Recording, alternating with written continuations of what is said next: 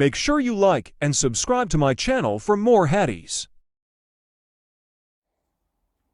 عبدالرزاق نے بیان کیا، ان سے معمر نے، ان سے حمام نے اور ان سے حضرت ابو ہریرہ رضی اللہ عنہ نے کہ نبی کریم صلی اللہ علیہ وسلم نے فرمایا، اللہ پاک نے آدم علیہ السلام کو پیدا کیا تو ان کو 60 ہاتھ لمبا بنایا، پھر فرمایا کہ جا اور ان ملائکہ کو سلام کر، دیکھنا کن لفظوں میں وہ تمہارے سلام کا جواب دیتے ہیں، کیونکہ وہی تمہارا اور تمہاری اولاد کا طریقہ سلام ہوگا۔